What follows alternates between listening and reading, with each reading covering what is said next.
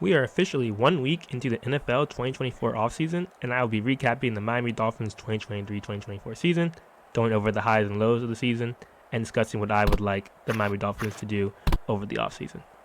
I thought it would be fitting to play Madden 2005 on the PS1 while recording, as it has been the last time since a quarterback has won a playoff game on the Miami Dolphins, and that is quarterback Jay Fielder. He won, I believe, in 2000, I think. Now, I've been a Dolphins fan since Matt Moore was our quarterback, and I haven't seen much success with the Miami Dolphins until recently. So it's really fun for me to also go back in time as well and, relive the glory days of the Dolphins in the 1972 undefeated season, Dan Marino going crazy in the 90s, as well as, early 2000s with Jay Fielder being able to get some playoff experience in there. It's really happy. I've been a fan for a while, as I said, and even through the lackluster years in the 2010s, it's really cool to see the Dolphins become a top 10 team in the NFL. Got a nice little touchdown. Let's go. At the beginning of the 2023 season, a lot of analysts were unsure about what the Dolphins season would look like this year. There were so many changes that happened in the NFL. I think one of the biggest things in the AFC, at least, was Aaron Rodgers going to the Jets, and obviously the Bills are contenders, and the Patriots are always a tough out, regardless of who they have on their team. So many people even speculated that the Dolphins would end up in the bottom of the AFC East. Some people even said we wouldn't make the playoffs as well. We have like other teams, the Chargers, Broncos, Jaguars, other teams that were supposed to trend upwards based off of last year, but thankfully, we were able to get a playoff spot this year, so that's good. A lot of people talked about Tua in the offseason, about how he may not reach expectations, and I had a lot of health concerns, stuff like that, and we'll get into that later, but he proved a lot of haters wrong, and I'm really happy about that. So let's get right into the 2023 season recap. And, we started the season on fire. We won our first 3 games in spectacular fashion. Tua won a shootout with Justin Herbert in week 1. Then they beat the Patriots at New England in week 2. And then they also had 70 points against the Broncos in week 3. And all of a sudden, everybody was talking about the Miami Dolphins. Many people were quick to praise all the weapons that they had on offense, and news outlets, for the first time in my life, really, started covering Dolphins and comparing our offense to the Rams' greatest show on turf back in the day. And so it was a really good time to be a Dolphins fan. Some bandwagoners came on, but it's all love, it's all good. They do what you gotta do. And so Dolphins were projected to all of a sudden start being really good. And so all of a sudden, the rest of the year, they had to have way, way high expectations. So we beat up on a lot of bad teams this year, but unfortunately we lost a lot of games to contending teams. And the narrative switched from us being one of the greatest teams in the NFL to just an above-average team that wasn't good enough to win against the best of the best. Our strongest win came against the Cowboys on Christmas Eve, and for some that's not really saying much considering it's the Cowboys, but unfortunately we lost the AFC East title in the last game of the season against the accursed Buffalo Bills, which caused us to go on the road for our playoff game, which we eventually lost to the Chiefs. Overall, I think we had a successful year, though. Making the playoffs once again is really good. Back-to-back years, so I'm really happy with that for Mike McDaniel and his squad. Did they tackle that guy, really? Priest was actually pretty good running back in the day, so just take the time. Anyway, going back to the playoff games, I think that we got really unfortunate and with the injuries that we had over the last couple of weeks of the season.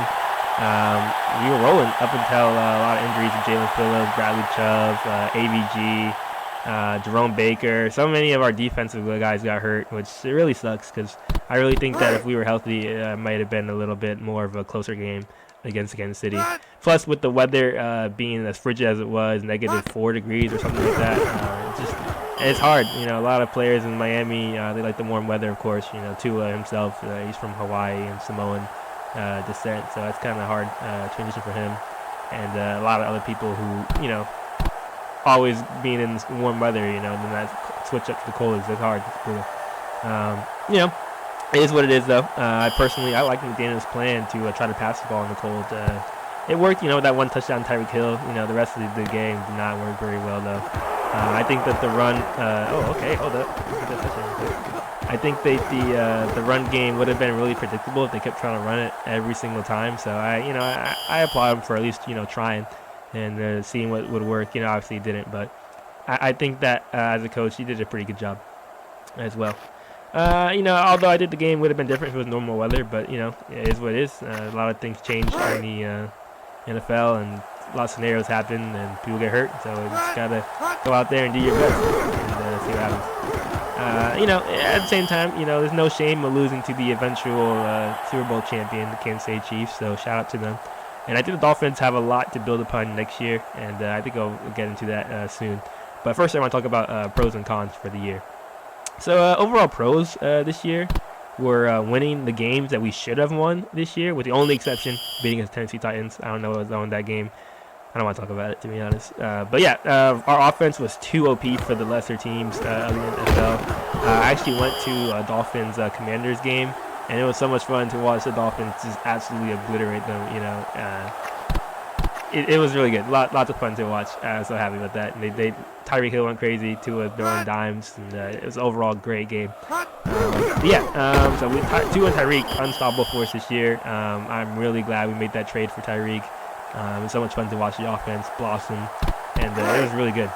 Another pro is Tua really beating the allegations. I kind of mentioned that earlier in the video, but they really did an awesome job protecting Tua this year and letting him throw the ball in rhythm and get the ball out quickly and not get pressured and sacked often.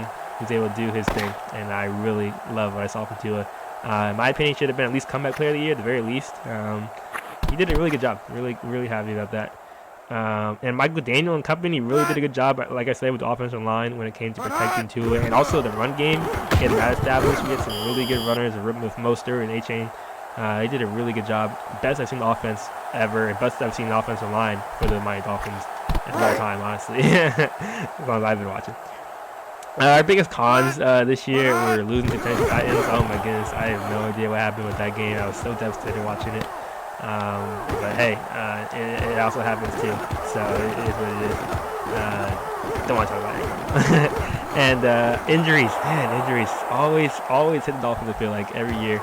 Last year all our quarterbacks getting hurt, Tua, and then I think Teddy Bridgewater also got hurt, and we had Skylar Thompson starting a playoff game for us. It's hard to win with third string quarterback. It is what it is.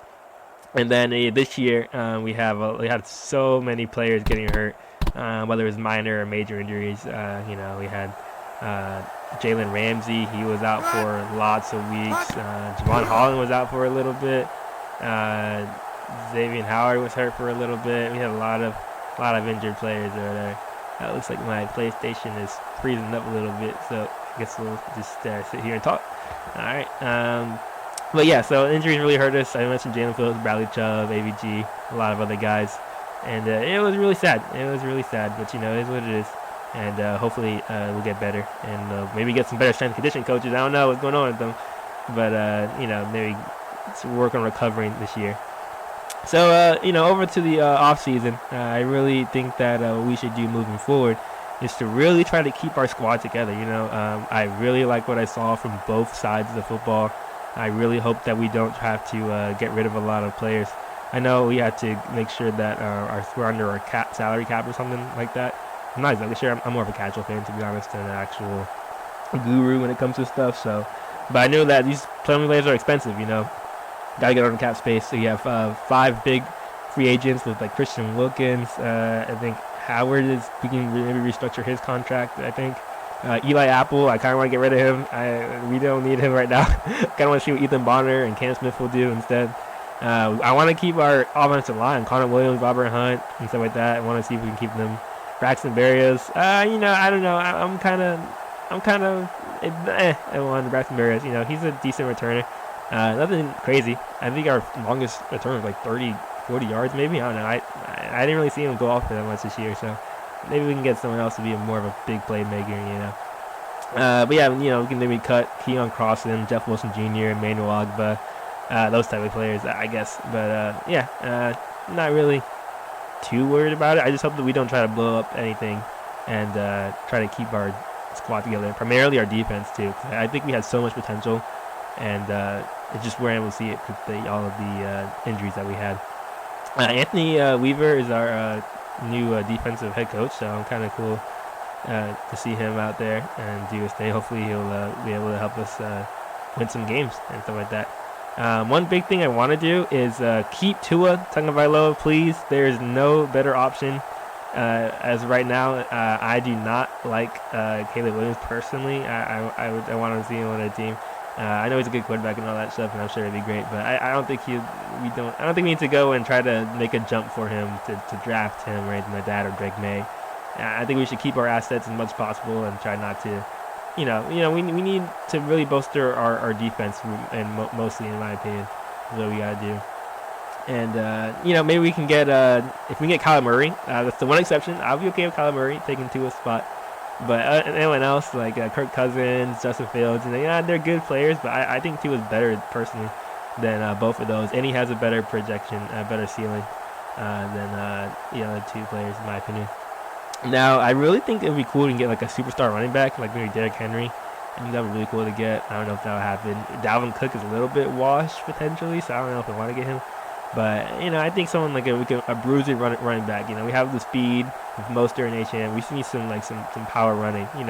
Mostert, he can do that, but he's getting up there in age, so we don't want to push him too hard. I want to keep him fresh for our playoff push next year and stuff like that. But yeah, I'd say I personally, as a fan, I think that our biggest needs are, like I said, maybe a running back would help. You can get a good 5 yards every down, which we could do with Mostert. But like I said, injuries are really hard for this team, so I don't want to take any chances and get some more running back just in case. And then really bolstering our defense with, I think, some linebackers would probably be helpful. Obviously, everyone kind of jokes about the Duke Riley attempted tackle with Patrick Mahomes. So come on now, like, good grief. We might need to go. I don't know. But yeah, so those are two things, in my opinion, are the biggest needs for us. Maybe get another edge rusher, just due to all the injuries that we've had. So yeah, I'd like to see that happen. And so that's pretty much what I like to see all season. Nothing crazy. Just keep everyone together. Let's run it back, see how we do. We have so much potential on the team, so we should be good to go. And it should be fun to watch next year. Now, expectations as a fan.